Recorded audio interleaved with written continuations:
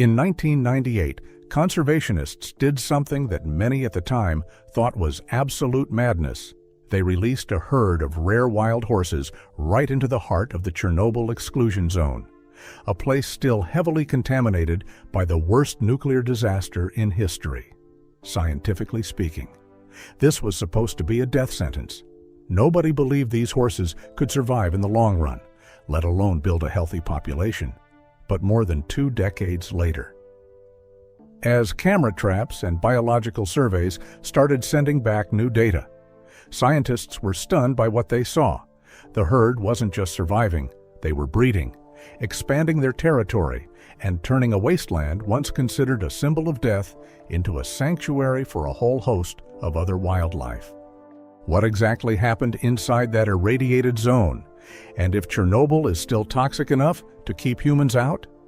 Why has nature bounced back in ways that defied all expectations? This story will reveal a controversial truth, one that could completely change how we view the relationship between nuclear disasters, wildlife, and the presence of humans itself.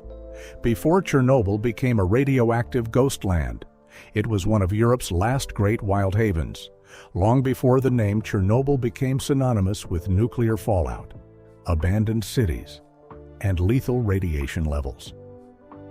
It was actually one of the most pristine and vibrant ecosystems in Europe. The area sits within the vast Polesia region, stretching across northern Ukraine and southern Belarus. Here, ancient forests, swamps, grasslands, and winding rivers created a wilderness that had remained largely untouched for thousands of years. Every spring, hundreds of thousands of migratory birds flocked here to nest. Herds of red deer, wild boars, and beavers thrived along the rivers, while gray wolves and lynxes quietly played their part as apex predators. Unlike most of Western Europe, where old-growth forests were systematically replaced by cities, farms, and highways, Polesia still functioned like a well-oiled biological machine. Predators kept herbivore numbers in check. Herbivores maintained the balance of the vegetation, and the forests and wetlands constantly regenerated water sources, nurturing countless other life forms. This wasn't just a place with a lot of animals. It was an ecosystem where almost every single link in the chain was still intact. However, while this land managed to hold on to its rare, untouched beauty, thousands of miles away, another symbol of nature was quietly vanishing from the earth. It was the Przewalski's horse, the last truly wild horse species left on the planet. Unlike the breeds humans have domesticated over millennia, Przewalski's horses were never truly tamed. They were short, stocky, and easily recognizable by their stiff, upright manes, boasting an incredible ability to survive the harsh steppes of Central Asia. For tens of thousands of years, they survived ice ages, droughts, predators, and the most extreme climate shifts imaginable. But what nature couldn't do, humanity managed to pull off in just a few short centuries. Overhunting, agricultural expansion, habitat destruction, and competition with livestock pushed the wild horse population right to the edge of collapse. By the late 1960s, the very last recorded wild Przewalski's horse disappeared from Mongolia. From that moment on, the horses that once roamed freely across the Eurasian steppes were officially declared extinct in the wild. Fortunately, a small handful of them were still alive in zoos across Europe and North America, offering a faint glimmer of hope for international conservation efforts. Still, scientists knew that keeping them behind fences wasn't the same as saving the species. A population is only truly recovered when it can breed on its own, forage for its own food, form natural herds, and survive without any human intervention. To pull that off, they needed a vast expanse of land with minimal human footprint, wild enough for the horses to relearn the instincts they'd lost after generations in captivity. But by the late 20th century, almost all of Europe had been carved up by cities, agriculture, and infrastructure, Plots of land large enough to sustain a wild horse population practically didn't exist anymore.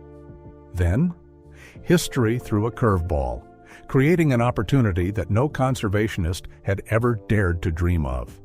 Following a devastating nuclear catastrophe, hundreds of thousands of acres suddenly became a place humans were forced to abandon forever. To the rest of the world, it was a dead zone, but to a handful of scientists, it looked like the missing puzzle piece needed to return the planet's last wild horse to nature. That bold decision would ultimately spark one of the strangest and most controversial ecological experiments in modern history. A nuclear disaster turned Chernobyl into a wasteland the whole world believed was devoid of life. In the early hours of April 26, 1986, at exactly 1:23 a.m., a botched safety test at reactor number 4 of the Chernobyl nuclear power plant triggered an explosion that would become known as the worst nuclear disaster in human history. In a matter of seconds, the reactor core was totally destroyed, blowing tons of nuclear fuel and radioactive dust high into the atmosphere and scattering it across Europe. No one knows exactly how much radioactive material was released, but incredibly dangerous isotopes like cesium-137 strontium-90 and iodine-131 quickly blanketed the forests, fields, rivers, and surrounding villages. For the first few days, locals went about their daily lives as normal, completely in the dark about the severity of the accident. It wasn't until radiation detectors in Sweden unexpectedly picked up abnormal readings that the world realized a massive radioactive cloud was silently spreading across multiple international borders. What happened next practically wiped out all traces of civilization in the area. Over 100,000 residents were forced to evacuate their homes on short notice, leaving behind all their belongings, schools, hospitals, and even half-eaten meals on dining tables. The city of Pripyat, once home to nearly 50,000 people, turned into a ghost town in less than 2 days.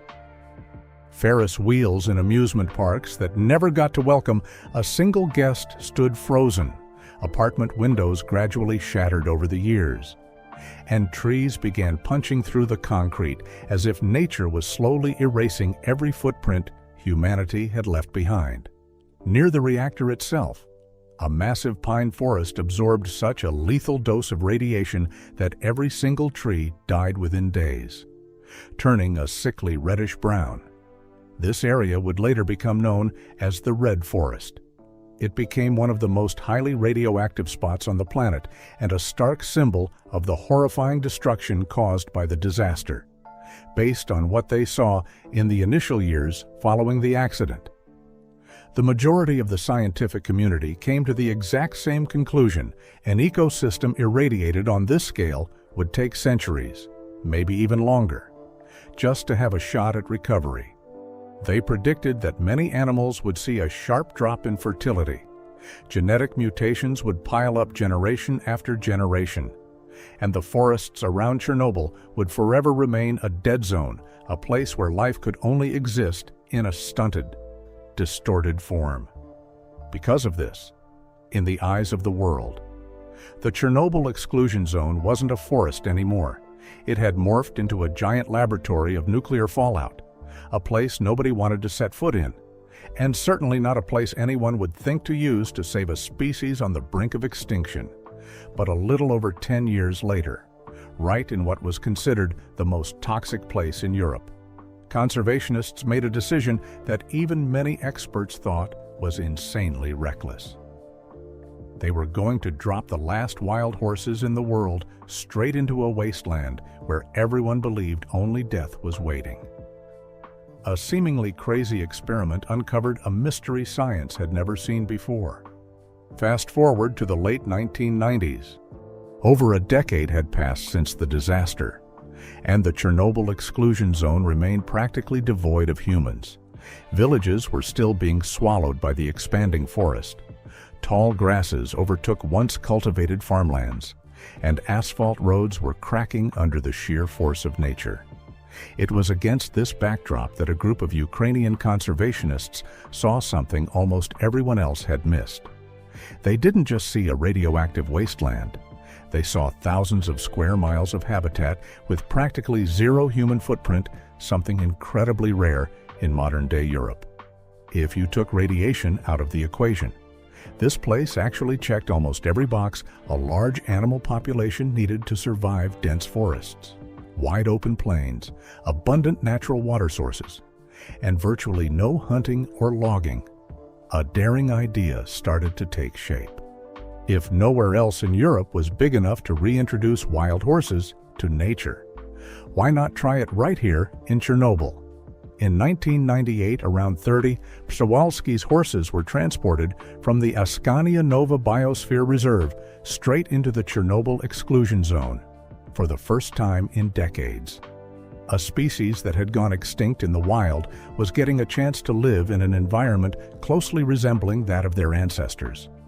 However, right from the jump, plenty of scientists were deeply skeptical. They didn't discount the value of the conservation program itself, but almost all of them believed the radiation would be an insurmountable roadblock. According to radiobiology studies at the time, long-term exposure to a contaminated environment was expected to increase DNA mutation rates, tank fertility / lifespans, and cause the population to rapidly crash in just a few generations. Many predicted the herd would just quietly fade away, joining the long list of failed experiments in the history of animal conservation. To keep track of what would happen, researchers kicked off a series of regular surveys across the exclusion zone. Tracks were documented after every winter. Dung and hair samples were collected to check on their health, and camera traps were rigged along forest trails to monitor the herd without causing them any stress. Those early survey trips were carried out with everyone bracing for the absolute worst-case scenario. They fully expected to find emaciated animals, abysmal birth rates, or the earliest red flags of genetic breakdown. But as the data rolled in year after year, a completely different picture began to emerge. The horses weren't just refusing to die out, they were constantly breeding, forming new herds and expanding their range much farther than anyone anticipated. What was even weirder was that they apparently weren't the only ones adapting to this so-called dead zone. As the cameras kept rolling day and night, they started capturing footage of some unexpected guests. And those very images would force the scientific community to question everything they had believed for decades. What the cameras caught made scientists rethink all their assumptions about Chernobyl. Initially, researchers really only cared about one simple question: how long could the Przewalski's horses actually survive in a radioactive environment based on the scientific consensus of the day? Long-term exposure to ionizing radiation should have caused the population to progressively weaken with each passing generation. The expectation was fewer foals, lower survival rates, genetic mutations piling up over time, and ultimately, the complete collapse of the herd. Because of this, every single survey was essentially a hunt for proof of the decline they already knew was coming. Yet, year in and year out, the numbers they pulled in pointed in the exact opposite direction. The herds were constantly welcoming new foals, those youngsters were growing up healthy, and family groups were expanding their foraging grounds, staking claims on totally new territories within the exclusion zone, instead of watching a population slowly circle the drain. Scientists were witnessing an animal genuinely adapting to its environment. What was even more mind-blowing was that the horse herd was just the tip of the iceberg. When the camera trap network was expanded across the Chernobyl Exclusion Zone, the footage that came back left the entire ecology community completely floored. The lenses continuously captured packs of gray wolves in numbers far higher than many other nature reserves in Europe. They caught red deer casually strolling across abandoned fields, wild boars rooting around the forest edges, beavers damming up the streams, lynxes silently hunting in the dark. and even European bison showing up in areas where almost nobody thought they'd ever live. One of the most headline-grabbing discoveries was the return of the brown bear, which had been absent from the region for centuries, slowly but surely. The Chernobyl Exclusion Zone was no longer viewed as a wasteland. In reality, it was morphing into a home for a wildlife population far richer and more diverse than many areas where humans actually lived. That data ended up sparking a scientific debate that raged for years. Nobody was denying that radiation was still messing with individual animals, and plenty of studies documented cases of mutations, cellular damage, or declining health in heavily contaminated hotspots. But when you zoomed out to the scale of the entire ecosystem, the boots-on-the-ground results told a much more complicated story. When humans checked out, the hunting stopped, the farming halted, logging disappeared, roads stopped expanding, and habitats that had been fragmented for decades were naturally reconnected. For the very first time in modern history, scientists had a front-row seat to observe a massive territory that was essentially free from direct human pressure. And it was right here in Chernobyl that a deeply sensitive question started being asked: if multiple animal species can mount a massive comeback in a land still soaked in radiation. Is the most destructive force to nature over the past few centuries really nuclear fallout? Or is it simply the relentless, ever-expanding footprint of humanity? The answer to that question slowly began to reveal itself as ecologists kept tracking the ecosystem's transformation in the years that followed. What Chernobyl really proves isn't the power of radiation, but nature's incredible ability to heal itself. After over 2 decades of observation, ecologists began to realize that the story of the Przewalski's horses was never really just about one rare animal. They were simply the most obvious indicator that the entire Chernobyl ecosystem was quietly rebuilding itself. When humans bailed on the area, almost all the massive pressures weighing down on nature vanished right along with them. There were no more tractors churning up the fields every season, no more logging trucks barreling through the woods, no more monoculture crops replacing native vegetation. The crack of hunting rifles was gone from the winter air in just a matter of years. Abandoned fields were overrun by weeds, followed by shrubs, and eventually young forests. Rivers were no longer being rerouted for farming. Wetlands regained their ability to retain water, and wildlife corridors that had been severed by human activity were naturally bridged once again. It was this exact shift that allowed herbivores to thrive, which in turn fueled the comeback of predators, step by step closing a food chain that had been broken for decades. However, scientists are still very careful when breaking down what's going on at Chernobyl. They've never claimed that radiation is harmless, or that the exclusion zone has magically become a perfectly safe utopia for all living things. Plenty of studies still document signs of DNA damage and higher than normal mutation rates in certain insects, birds, and small mammals living near heavy contamination zones. Some populations are still clearly feeling the burn of prolonged high radiation. The difference lies in the scale of what we're looking at. If you zoom in on an individual animal, the radiation is absolutely leaving undeniable biological scars.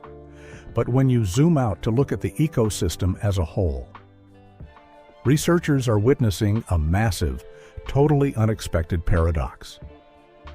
Even though the environment is still loaded with radioactive materials, the sheer numbers and diversity of large mammals have shot up significantly compared to when humans actually lived there.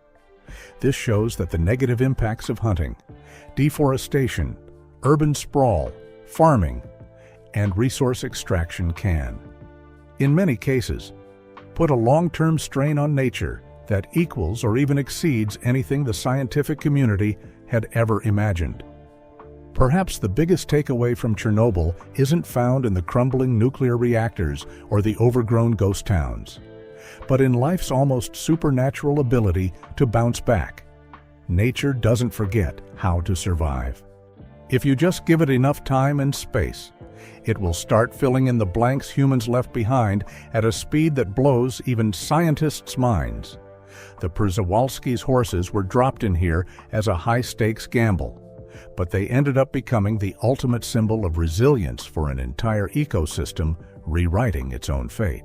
In that sense, Chernobyl isn't just a brutal warning about what happens when technology spirals out of control. It's also one of the greatest accidental ecological experiments in human history. It forces us to re-examine a question we thought we answered a long time ago: what is actually the greatest threat to nature, the disasters we accidentally create? Or just the constant, ever-expanding presence of humanity in every single corner of the wild conclusion? The Przewalski's horses never really beat radiation. What they pulled off is honestly even more incredible than that. They proved that life always finds a way to adapt, even in situations where humans are convinced all hope is lost. Chernobyl is still one of the most heavily irradiated spots on Earth. The fallout from the 1986 explosion is still very much real and will linger for generations. Nobody should look at the exclusion zone as some kind of paradise or proof that radiation is harmless. But what decades of research have shown is that nature doesn't react in the simple, predictable ways we once thought it did. While individuals still take a hit from the radiation, an entire ecosystem has quietly healed itself once the sheer weight of hunting, urbanization, farming, and resource extraction vanished.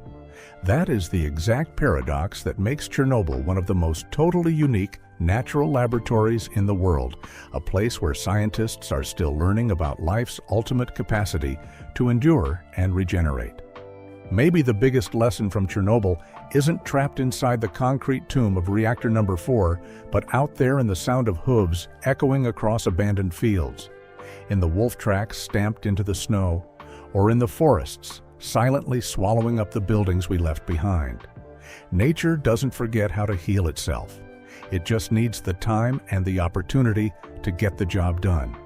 And sometimes, the hardest thing for humans to do isn't figuring out how to save nature, but simply learning when it's time to step back. Yet, Chernobyl still isn't the only place making scientists question the true limits of life. On a totally different corner of the planet, there is an island that was turned into a wasteland by millions of invasive predators. Every single expert believed the ecosystem there was past the point of no return. But what happened next went way beyond the story of Chernobyl, kicking off one of the most miraculous natural comebacks the world has ever seen.